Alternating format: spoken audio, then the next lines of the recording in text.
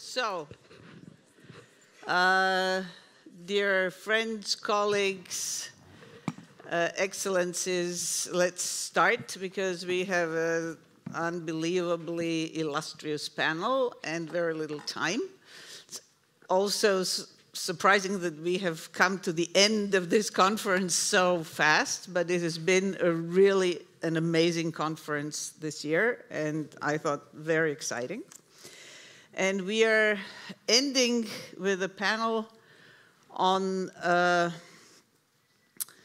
something that a number of you might find controversial.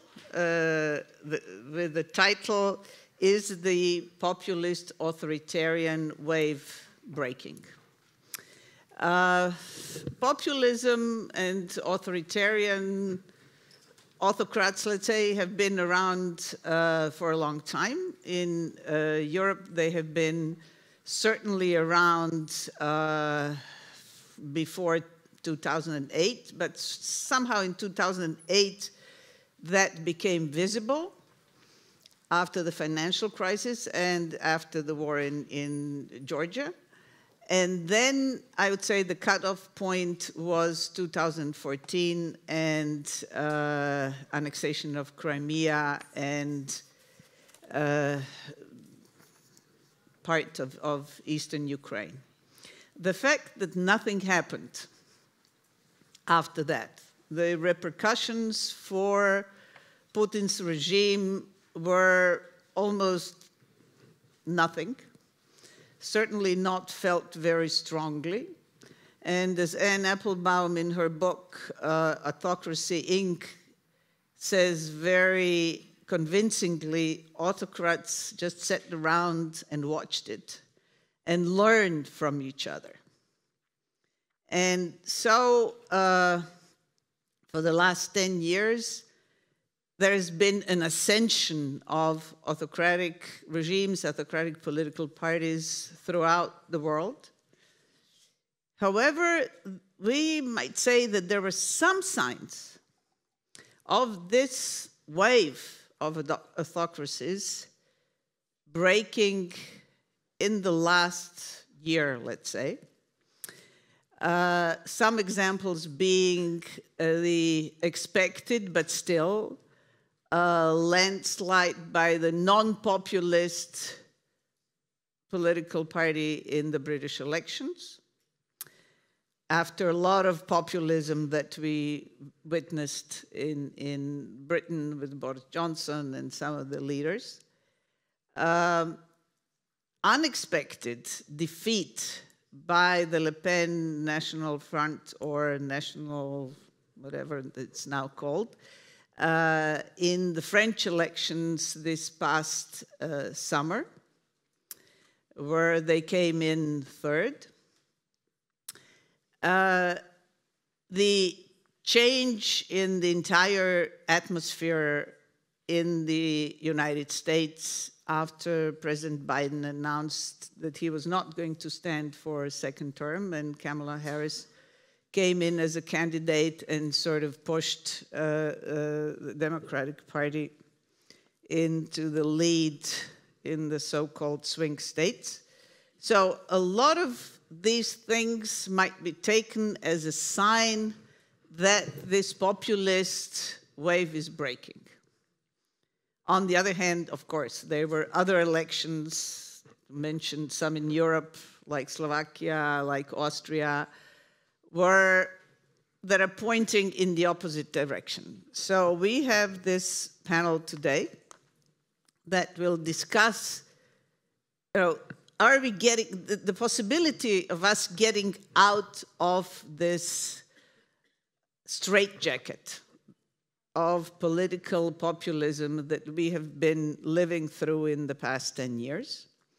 Answering the questions such as, can democracy find sufficient leadership globally to prevail? In times of increased insecurity, is freedom as a vision, desire, and objective attractive enough? Can liberal democracies still lead by example? And can empathy, solidarity, sense of community, and dignified citizenship be rehabilitated? The main point of the panel is to try to identify ways in which democracy and dignified citizenship can effectively counter authoritarian populism. Before I introduce the panelists, I want to draw your attention to the fact that in order to engage the audience, the organizers have this year decided to ask you to answer two questions. First, one question that should appear on the screen. And the question is the populist wave breaking? You can answer via your phones, saying yes, no, or not sure. Our panelists today are Nancy Pelosi, better known as Madam Speaker, the former Speaker Emerita of the American Congress, the most influential, famous, and to put it succinctly, the best Speaker American Congress has ever had. She is still an extremely influential, and as we have seen, influential political figure in American and global politics. And we have a short statement by Speaker Emerita Pelosi that we will watch after my introduction. We also, as our second panelist, have María Corina Machado, who is the leader of the opposition in Venezuela, an incredible leader.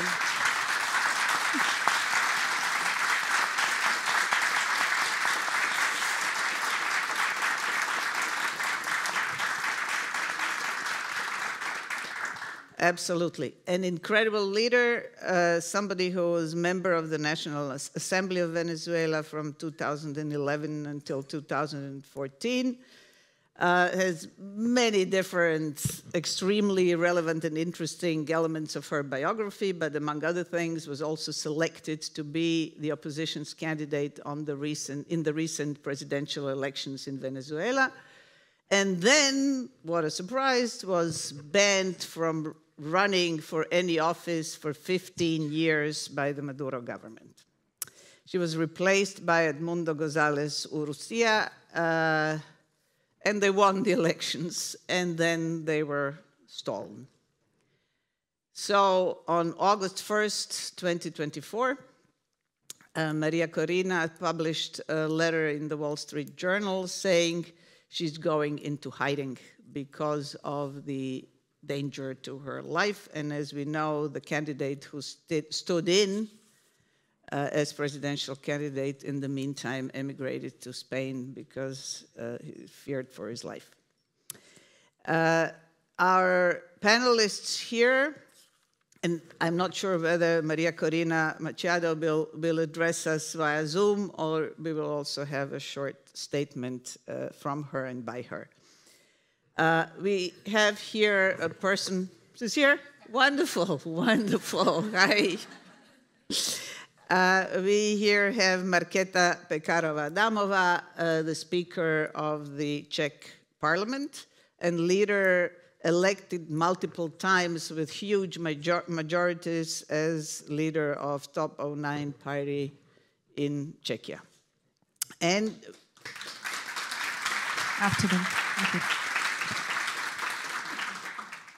And we have Delia Albert, Minister of Foreign Affairs of Philippines from 2003 to 2004, ambassador to Australia, ambassador to Germany, and somebody who has huge experience and worked a lot with the ASEAN, so Organization of Asian Countries, which he says is similar to the European Union, so we'll hear something about that.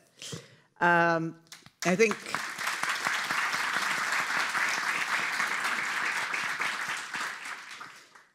think we should start with the Pelosi statement. Good afternoon. As Speaker Emerita of the United States House of Representatives, it is my privilege to address the Forum 2000 conference. Each year, this important forum convenes many respected champions of freedom and human rights coming together in Prague to discuss the most pressing issues facing the world. It is an honor to be addressing so many global leaders gathering, including from our distinguished leadership host in the Czech Republic. Thank you, Madam Speaker Markéta, Pekarová, and Adamová, for your leadership and partnership. When the history books are written, the central story of our time will be the battle between democracy and autocracy, and we must prove democracy's resolve and resilience. Around the world, we see dictators on the rise, renewed attacks on free speech and religious liberty, attempts to subvert and dismantle democracy. As we speak, the heroes of Ukraine are on the front lines waging a ferocious fight, not only for their freedom, but for freedom in the world. Their extraordinary stand against Russia's cruel crusade continues to inspire us all. In the United States, we take great pride in the magnificent leadership of our President, Joe Biden, who is rallying the free world to stand with Ukraine. And we must continue to strongly support Ukraine's fight for democracy until victory is won. At the same time, the Chinese Communist Party's accelerating aggression against the people of Taiwan remains an urgent and important priority. It was my honor to visit Taiwan in 2022, where our congressional delegation met with President Tsai and with so many leaders determined to preserve their freedom. Our visit made clear President Xi cannot isolate the island, and America stands in solidarity with this free and flourishing democracy. Additionally, many of us in Congress share a particular concern for the harsh, unacceptable treatment of women and girls by tyrannical regimes. Our hearts break witnessing the violence against women in Ukraine, the suppression of women in Afghanistan, the brutality against women in Iran, and more. Their voices must be heard, their stories must be told, their futures must be secured. I salute each of you for your leadership, ensuring that freedom is at the top of the global agenda. And working together, we will prove democracy's resolve and resilience, now and for generations to come. Thank you for inviting me to participate today, and best wishes for a productive and meaningful dialogue. Thank you.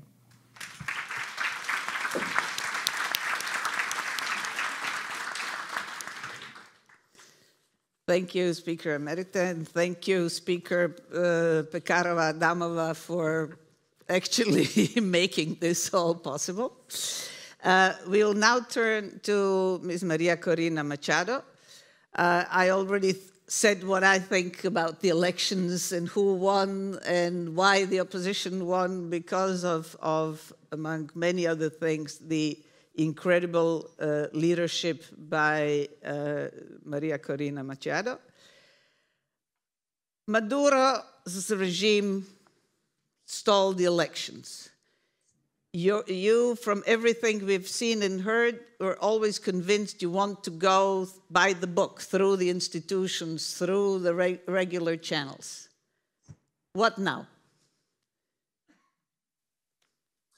Well, first of all, I am so grateful for this unique opportunity to convey the voice of millions of Venezuelans that are determined to live in freedom and democracy, and that we are in these critical, decisive days after 25 years of struggling. I want to thank Jacob Klepal for this opportunity. I want to thank you, Vesna, and it's an honor to be in this panel.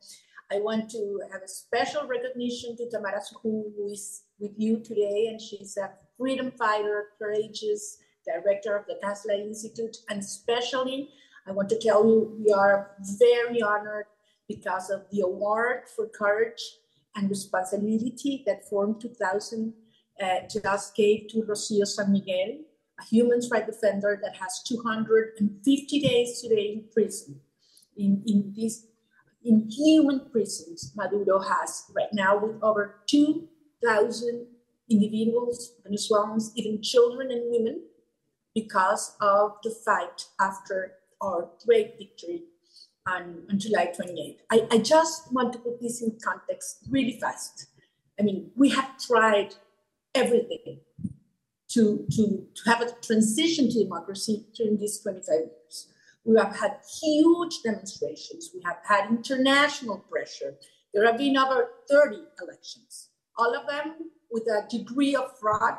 Some were absolutely sham elections, but Maduro stayed in power. So at the beginning of January 2023, just a year and a half ago, Venezuela looked dim, hopeless.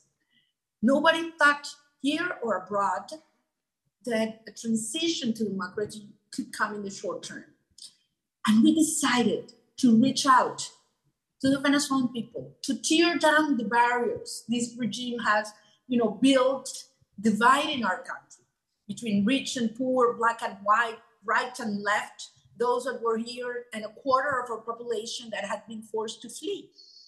And we reached out around values, talking about human dignity, the fact that we needed profound change for the first time in having society being on top of the state and not the other way around, to have justice, to bring back our kids home. And this turned to be such a powerful force. It may sound romantic to you, but the feeling that brought us back together was love. Love for family, love for our country, and love for freedom. And this turned into a movement that kept on growing. And we decided to go and push for a primary process conducted by civil society without the regime getting involved, so that people would gain back trust in our own organization and our capacities to mobilize. And in just a few days, we will have our first anniversary. On October 22nd, we had these primaries. And the regime underestimated us. They thought nobody was going to go out and vote. And almost 3 million Venezuelans here and abroad showed up. And this was huge, because this brought, pride back to us. And this united our country. And we went into an electoral process, yes, with the rules of the tyranny. We knew this was absolutely unfair, unjust. And we faced every single obstacle. The first one is that they banned me from running. But we managed to find a courageous man that the regime had finally accepted. They persecuted us. We had no money. We had no media. I didn't make just one single interview on national or radio TV. They blocked the streets. They closed the hotels where we stayed over when we were traveling around the country. I had to drive with my own car because they don't let me take planes, even domestic flights. They closed the very humble restaurants in the streets that sell us food. They closed the gas stations, so we weren't able to reach the further places in the country, and people just brought gas in tanks for us. And this turned into a civic movement with profound cultural roots. And Venezuela changed for good, forever. And when July 28 came, over 1 million volunteers organized and displayed all around the country. They weren't expecting this. We had concrete duties that day. We used technology. In a country where we have very low internet, even worse than in Haiti, we managed to put places all around the country where we could collect the tally sheets, digitalize them, and put them in a web page so the whole world could see the truth. And that day, on July 28th, our voting monitors were expelled by the regime, but society brought them back. And they risked their lives to get those official tally sheets with the result of the election. And we had the cooperation, and I have to say this, of the armed forces that were displayed all around the country. And in less than 24 hours, something that had never happened in Venezuela or elsewhere. We had over 80% of the tally sheets in this webpage, original images of the original tallies that showed we had won by a landslide. We won 70-30, but if the Venezuelans who live abroad were able to, or had been allowed to vote, and they have the right, or young people that turn 18 and weren't allowed to register, this would have ended at least 90-10. So where are we standing now? It's a regime that has lost complete legitimacy, that has been isolated because they have committed crimes against humanity. Even the Inter-American Commission for Human Rights have labeled their practices as state terrorism. After the election, they unleashed a campaign of absolute terror. As I said, over 2,000 people have been detained, people that have been looked at their houses and taken out, their houses marked with crosses just because they were electoral monitors. Children that only because they had an image of me or a mundo in their phones were accused of terrorism and are in prison right now. Women that have been sexually abused because they were peacefully protesting the next days. So these are where we're standing right now. We have proven the truth and we will never surrender. Now it's the time for the world to act. Now is the time for those who love freedom to understand what's at stake at Venezuela right now. It's not only about our future, millions of Venezuelans. It's the whole region and the values of democracy around the world who are at stake. Maduro is the best ally, the closest ally Putin, Iran, Syria, Belarus have in the region. And they're opening the doors of the Americas to these other autocracies. And also we are facing perhaps the biggest wave of migration in the next months in the world if Maduro prolongs this tragedy. So this is time to act. It's time to hold accountable those who have committed crimes against humanity. And it is time to make Maduro understand that his best option is to negotiate a transition with us. I want you to know that we will never surrender. Venezuela will be free and we will bring our kids back home. Thank you very much.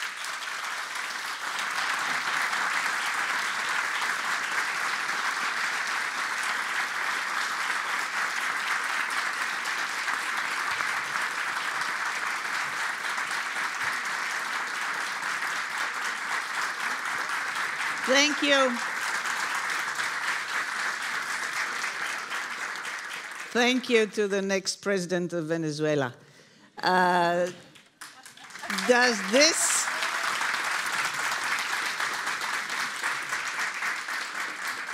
Speaker Pekarová, Adamová, does this sound familiar in some ways to the experience that the Czech Republic has been through? And one additional question, if I may.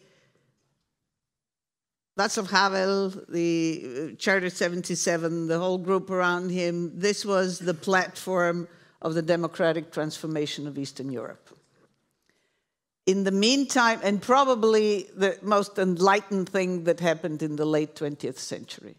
In the meantime, the Czech Republic has had its share of populists.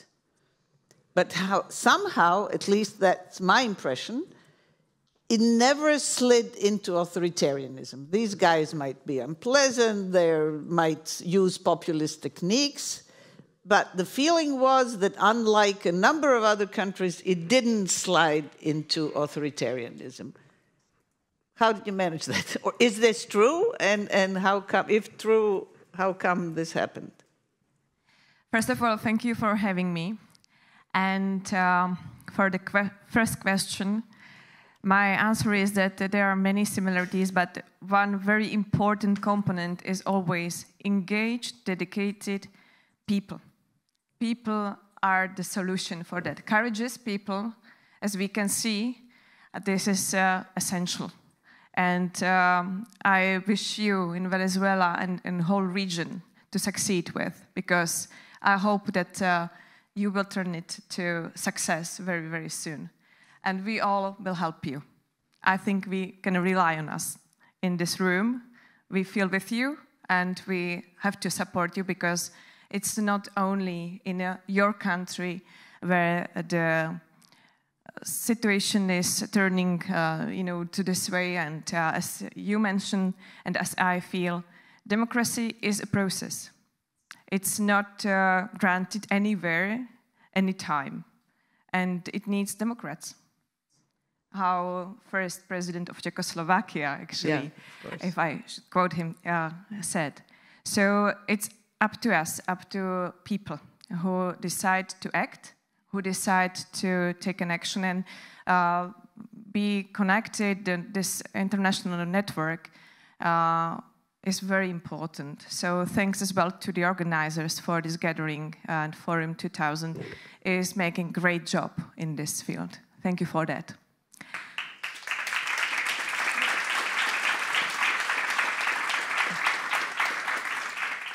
And to your second question, I think that very important was that our pillars are institutions. It's in all democracies very important to have and to build resilient institutions, including independent justice, judiciary, and free media, of course. And I would like to pay credit as well in the Czech Republic to civic society, just very helpful and very meaningful in this change, because they were very loud. They were very engaged, and it was very meaningful and very important.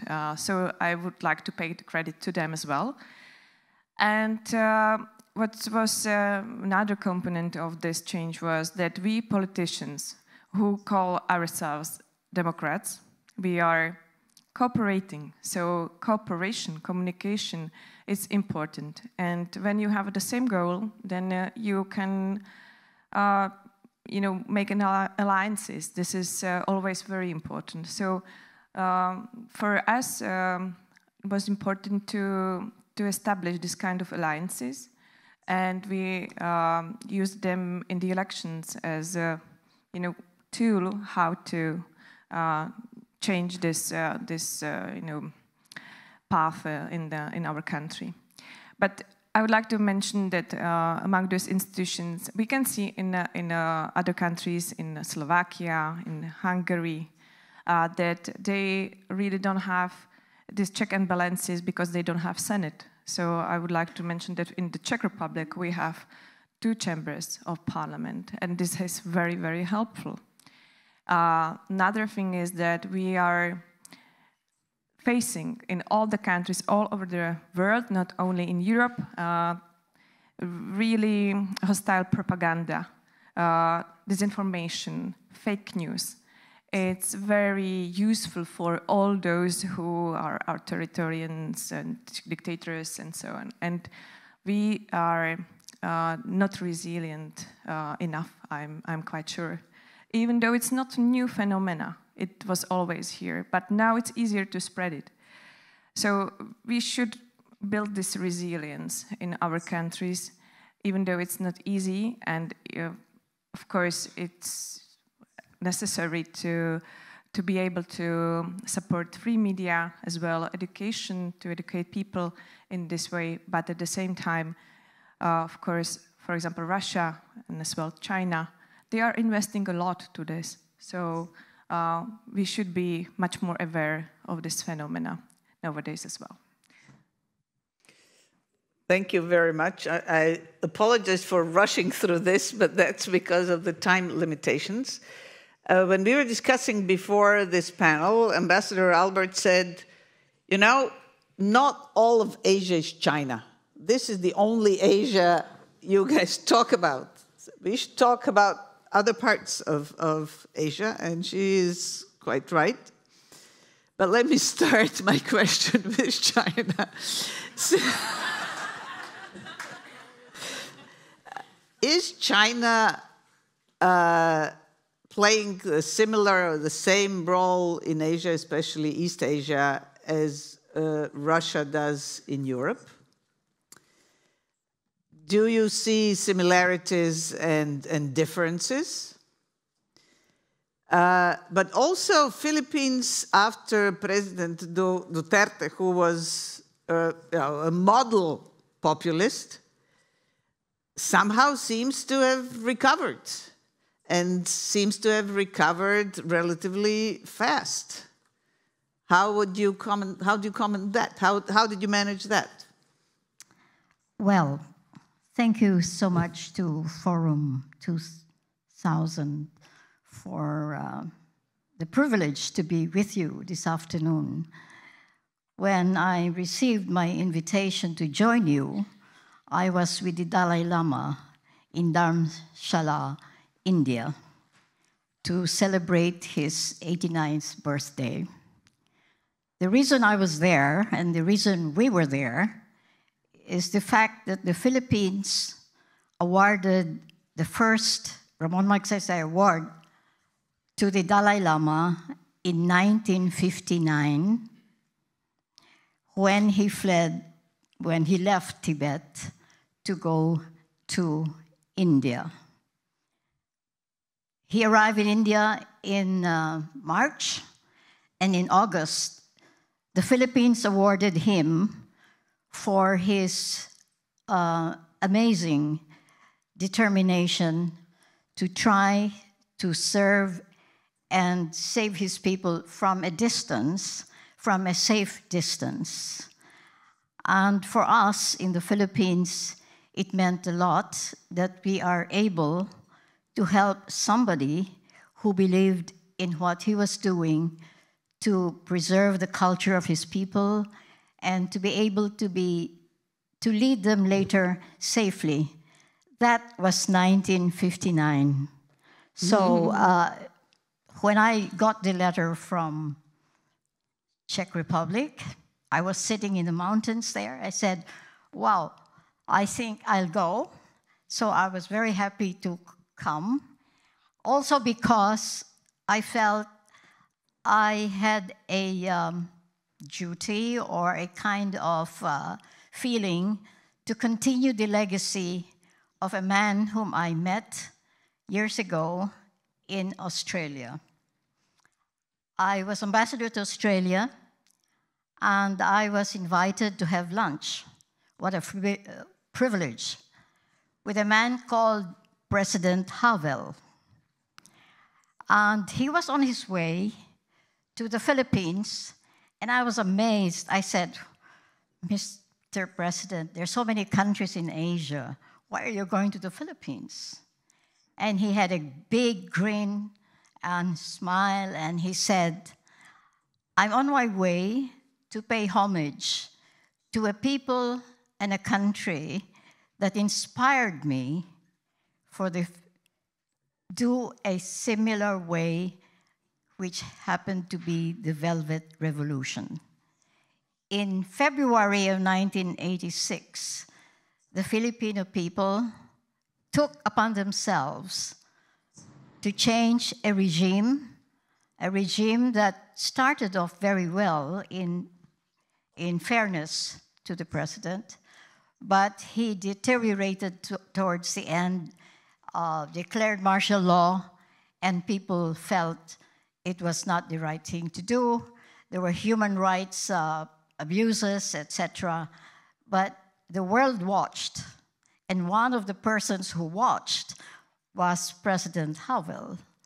And he was able to recount to me what he saw and what he was experiencing when he watched the Filipino people change leadership and march together as a people of a country that wanted democracy back. What is interesting was the role of the church in the people power revolution in the Philippines. Like the Czech Republic, the Philippines is a Christian country. It's 90% Christian, 80% of which are Catholics. And if you talk to a Czech person and you say, oh, I'm from Prague, they say, oh, how is the Santo Niño de Praga?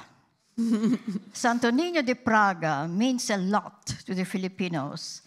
It was the image of the Santo Niño that was brought to the Philippines by Ferdinand Magellan, and when he landed in the Philippines, brought Santo Niño to the people in Cebu. I'm sure you saw it.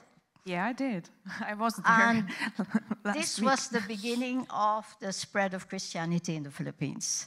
So there was a very... The Czechs did it. Yes, and...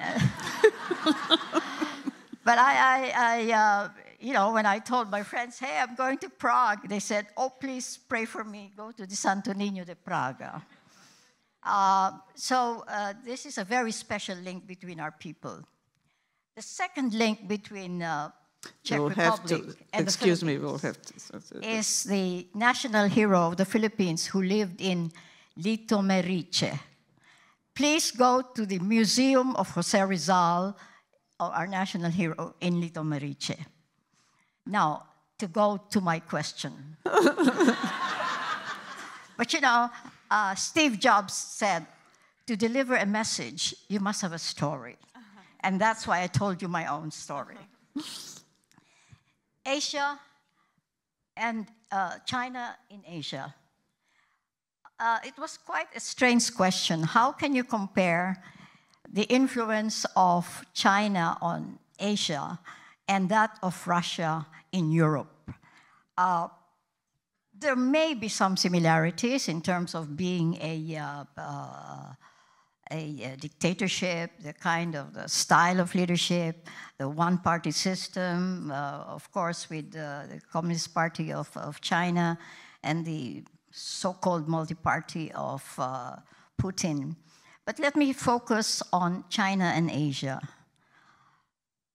China is a different construct, and Asia is not a monolithic construct in Asia. You have Northern Asia, that's Japan and Korea. You have Southeast Asia, where we belong. You have South Asia, where India and Pakistan. You have the Pacific Asian part. Then, according to the Asian Development Bank, Asia ends in Turkey. So I thought to myself, how am I going to talk about China and the influence? There is one thing, though, that China to Asia is both a challenge and an opportunity. A challenge because of what it has turned to be. I knew China in the early days when we were opening our relations with China. I think the Philippines was one of the first countries that came out publicly with Mao Zedong in the early 70s. And I remember that our current president was a child when he was introduced to Mao Zedong. So when he became president, one of the first things he did was to pay a call on Xi Jinping. But in terms of what has happened since, I have met Chiang Cheh-min, who was a rather bubbly, rather heavy-built fellow, and he was very, very close to us in ASEAN. This all changed with Xi Jinping in the leadership. I think it's a personality change. I wouldn't know, but there are many theories how the way the new leadership of Xi Jinping came about in terms of its relationship with Asia. I will focus on the relationship with ASEAN because that's where we are, and that's where a lot of issues with China are at the present. I'm sure you have read about our confrontation between the Philippines and China in terms of the intrusion to our economic zone in the Philippines. I would have wanted a picture of the map so you can imagine. Here is the Philippines in the middle of the South China Sea, And we have a 200-mile economic zone to which we are entitled to develop in terms of the resources and in terms of our boundary. However, in 2012, under the new regime of China, there were efforts to take over the, well, 80% of the South China Sea, which was a threat to our boundary. Well, they say that wars are caused by either economic imperatives, boundaries, or ideology. I think in this case, perhaps the three are present. In the course of time, China tried very hard, well, they have succeeded, by the way, to build islands out of the rocks. It is for this reason that the Philippines, who believes in the rule of law, I mean, we are a small country compared to China, we decided to take our case to the Tribunal Court in The Hague, which is the court that is implementing the law of the sea. We believe that countries like us, who don't have the wherewithal, who don't have the military power to overcome any attack on our national boundaries, the best way is to go to court. And we have maintained this through all the years, and after 4 years, we won our case in the court. We'll have to leave it at this. And this is an unusual victory for a small country that faced a giant like China. Thank you very much. I'm sorry for interrupting, but this is how it is. Thank you very much. There is a second question to the audience. After hearing all of the panelists, especially María Corina, directly from the battlefield of democracy, the question you have to answer is on your phones, is what is the correct way forward to stem global authoritarianism? And you are free to have your own suggestions here. This could go on for at least a few hours because all the speakers are amazing and have amazing stories and their own fights for democracy. And there are many of you here who have your own biographies fighting for freedom and democracy. Unfortunately, we'll have to end because our time is up. And let me try to unsuccessfully do an impossible job, and this is try to summarize some of the points made at this panel and also this conference as a whole.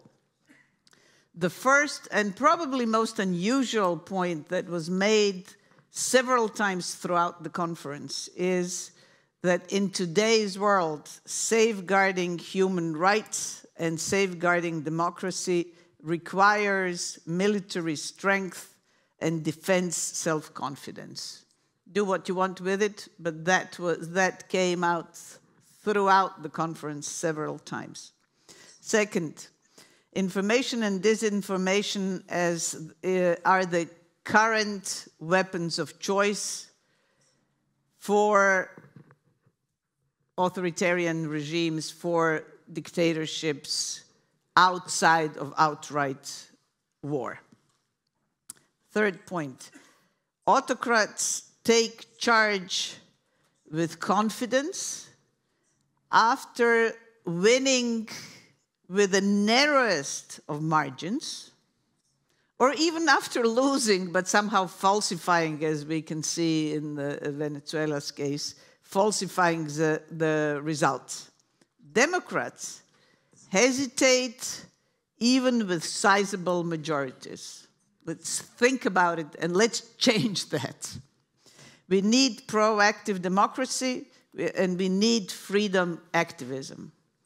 Fourth point, old multilateral associations, especially European Union, are using peacetime strategies for solving and dealing with wartime issues.